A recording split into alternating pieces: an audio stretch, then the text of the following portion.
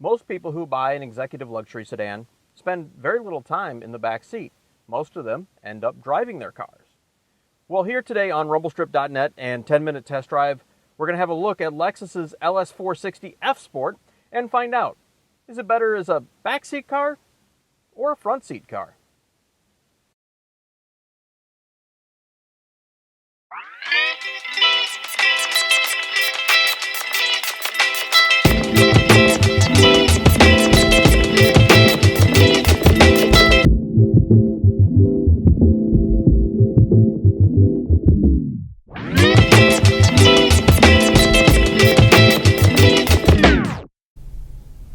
Lexus's LS460 is an interesting car on a couple different levels, especially in this F Sport trim. Is it any kind of competition for, say, a BMW as a sporty executive sedan? Sort of an Audi S8, maybe? Our opinion, maybe, probably not. Mercedes S-Class? Sure, that's a pretty easy comparison. Hyundai's Equus sedan, absolutely, and there are a few others you could look at, maybe even Jaguar XJ. So the question is where does this car fit in? And that's that's an interesting question, because to us, there are no sporty pretensions in this vehicle, F Sport or not.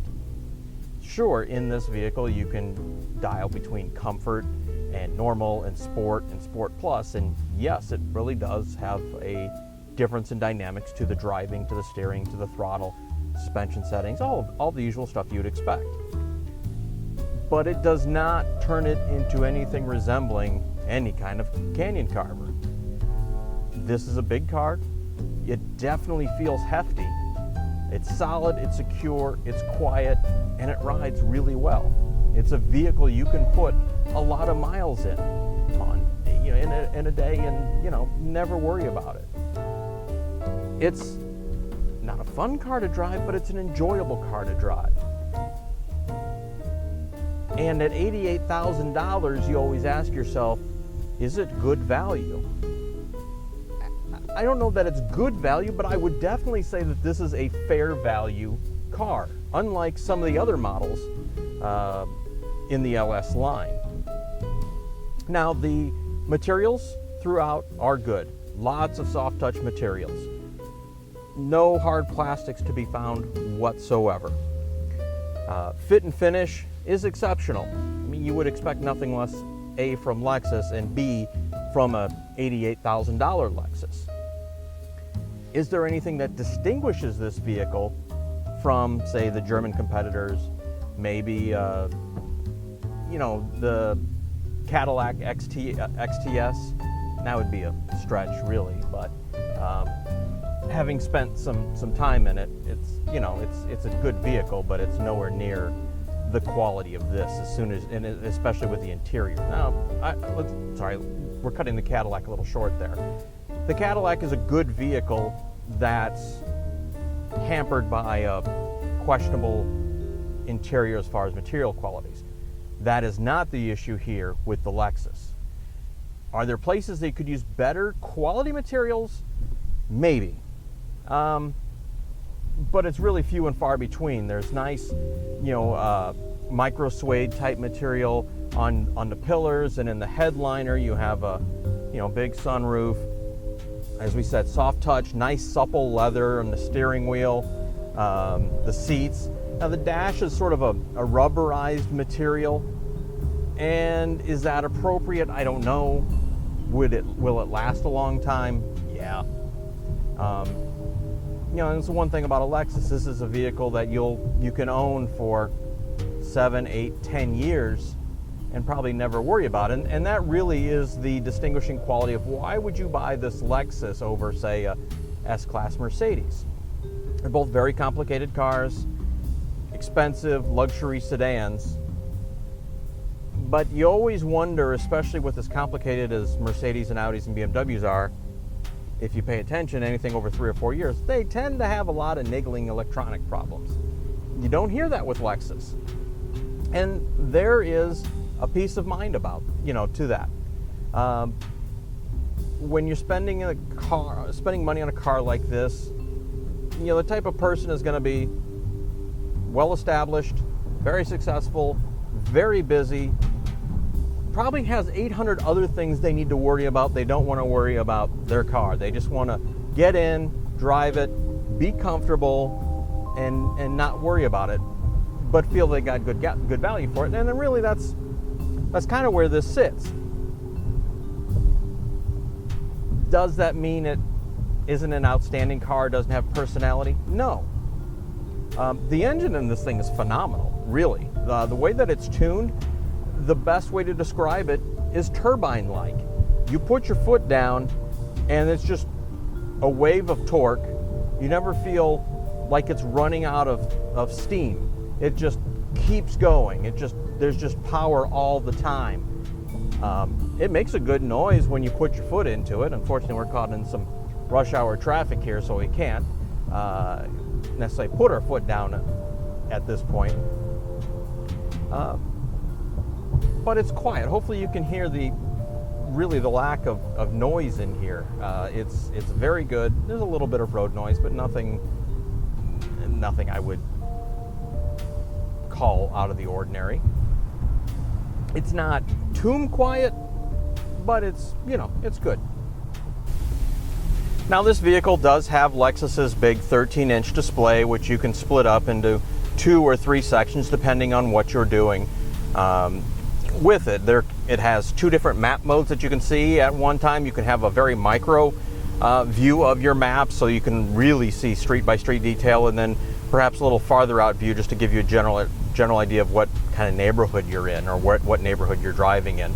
And then the third panel, it can be used either as your phone or your radio or iPod device, whatever you're using there. Other ways, you can just configure it in 2, whether it's just a big map and for phone, or your infotainment system needs there. Nice, well laid out. You have the Lexus mouse system here, which I guess after a couple of years we're finally getting used to, and I don't mind, and in some ways it's better than the MMI systems that you see, Audi MMI or the BMW with the knob. In some ways it's better, in some ways it's not. It's like a lot of things, you just got to get used to it. Now this does have the Mark Levinson stereo system in it, and our experience in Lexuses with Mark Levinson stereo is really hit or miss.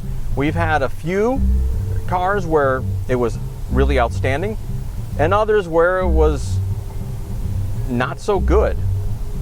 With this LS460, I would call it a bit of a miss. And having recently just driven the Audi Allroad, which had the Bang & Olufsen system, this system cannot hold a candle to the B&O system that was in the Audi. The B&O system in the Audi is probably one of the top 2 or 3 stereos we've ever heard in a car from the factory.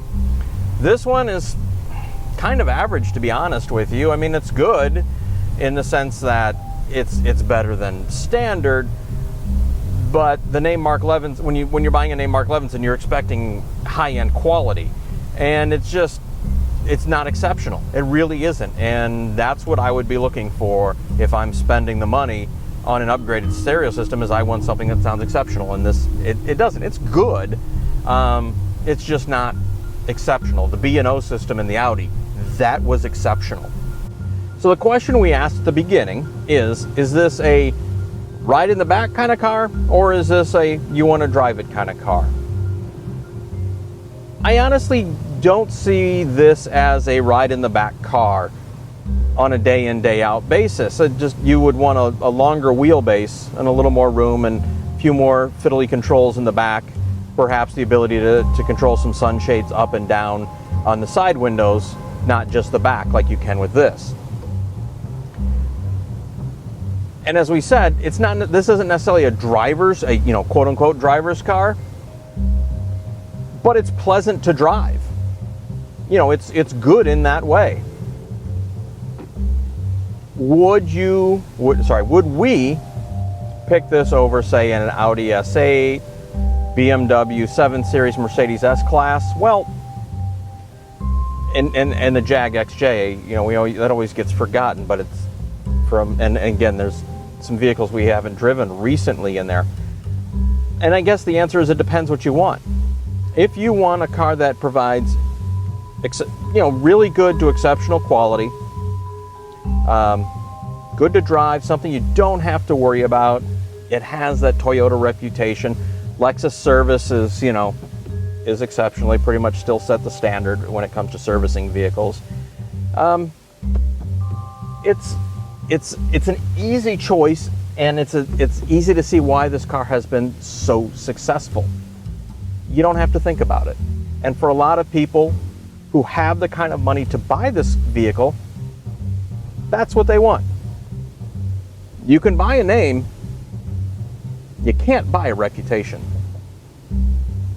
Hey, if you enjoy this video, please give us a thumbs up, a like, share, subscribe, and let everyone know. It really helps us out a lot. Hope you enjoyed it. We'll see you again next time on Rumblestrip.net and 10-Minute Test Drive.